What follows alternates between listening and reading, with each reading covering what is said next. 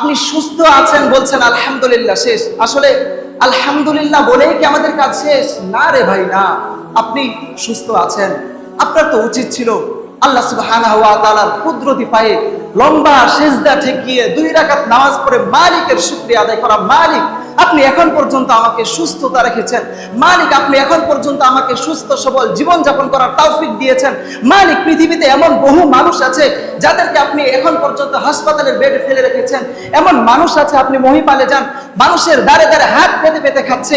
এমন বহু মানুষ আছে যাদের হাত নাই, পা নাই, চক্ষু নাই। আল্লাহ সুবহানাহু ওয়া তাআলা কিন্তু আপনাকে ওই সমস্ত ব্যক্তিদের অন্তর্ভুক্ত করেন নাই। আল্লাহ তাআলা সূরা ইব্রাহিমের 7 নম্বর আয়াতে বলেন, লাইন শাকারতুম লাযীদান্নাকুম ওয়া লাইন কাফারতুম ইন্না আযাবি লাশাদীদ। বান্দা, তুমি যদি আমার নিয়ামত পাওয়ার পর শুকরিয়া আদায় করো, শুকরকারী বান্দার শামিল হও, অন্তর্ভুক্ত হও, তাহলে বান্দা আমি তোমার নিয়ামতকে আরো বেশি বাড়িয়ে দেব।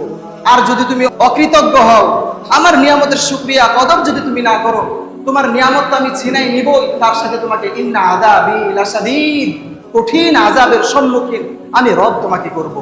আপনি কয়টা নিয়ামতের শুকরিয়া আদায় করছেন বলেন আমাকে? আমি যদি আপনাকে ধরি, পদে পদে আপনার নিয়ামতের শুকরিয়া আদায় আপনি করছেন না, আমি আপনাকে ধরিয়ে দিতে পারবো। অথচ আল্লাহ সুবহানাহু ওয়া তাআলা আপনাকে অসংখ্য অগণিত নিয়ামতের মধ্যে ডুবিয়ে রেখেছেন। নবী সাল্লাল্লাহু আলাইহি ওয়াসাল্লাম বলেছেন, হাদিস আবু হুরায়রা রাদিয়াল্লাহু আনহু বর্ণনা করেছেন, ইন্না আউওয়ালা মা ইউসআলু আনহু ইয়াউমাল কিয়ামাহ, কিয়ামতের দিন সর্বপ্রথম আপনাকে যার সম্পর্কে জিজ্ঞেস করা হবে তা হচ্ছে নিয়ামত।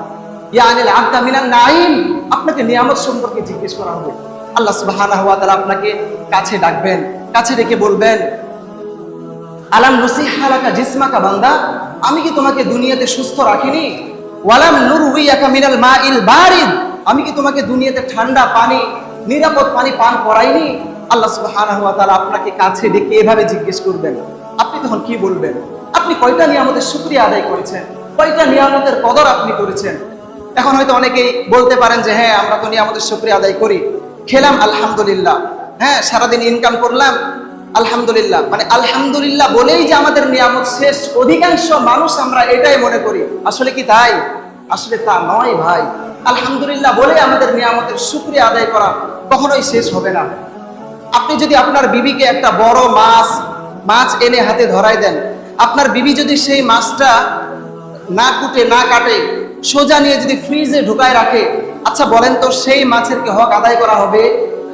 আপনার বিবি কিন্তু বড় মাছটা হাতে নিয়ে বলবে আলহামদুলিল্লাহ, আলহামদুলিল্লাহ বলে সোজা ফ্রিজ, কোনো রান্না বান্না নাই, সেই নিয়ামতের শুকরিয়া আদায় হবে? কখনোই হবে না। সে যখন মাছটা সুন্দর করে রান্না বান্না করে আপনার সামনে খেতে দিবে, এরপরেই কিন্তু সেই মাছের হক আদায় হবে বা সেই নিয়ামতের শুকরিয়া আদায় করা হবে। আমাদের ক্ষেত্রেও সেম, আমরা ভালো কিছু করতে পারলেই বলি আলহামদুলিল্লাহ শেষ। আপনি সুস্থ আছেন বলছেন আলহামদুলিল্লাহ শেষ। আসলে আলহামদুলিল্লাহ বলেই কি আমাদের কাজ শেষ? না রে ভাই, না। আপনি সুস্থ আছেন, আপনার তো উচিত ছিল আল্লাহ সুবহানাহু ওয়া তাআলার কুদরতি পায়ে লম্বা সিজদা ঠেকিয়ে 2 রাকাত নামাজ পড়ে মালিকের শুকরিয়া আদায় করা। মালিক, আপনি এখন পর্যন্ত আমাকে সুস্থতা রেখেছেন। মালিক, আপনি এখন পর্যন্ত আমাকে সুস্থ সবল জীবন যাপন করার তৌফিক দিয়েছেন। মালিক, পৃথিবীতে এমন বহু মানুষ আছে যাদেরকে আপনি এখন পর্যন্ত হাসপাতালের বেডে ফেলে রেখেছেন। এমন মানুষ আছে, আপনি মহিপালে যান, মানুষের দ্বারে দ্বারে হাত পেতে পেতে খাচ্ছে। এমন বহু মানুষ আছে যাদের হাত নাই, পা নাই, চক্ষু নাই। আল্লাহ সুবহানাহু ওয়া তাআলা কিন্তু আপনাকে ওই সমস্ত ব্যক্তিদের অন্তর্ভুক্ত করেন নাই। আল্লাহ সুবহানাহু ওয়া তাআলা কিন্তু আপনাকে তাদের দলে শামিল করেন নাই ভাই। একটু কল্পনা করেন, একটু চিন্তা করেন, আল্লাহ আপনাকে কতটা ভালো রেখেছেন, কতটা ভালো রেখেছেন।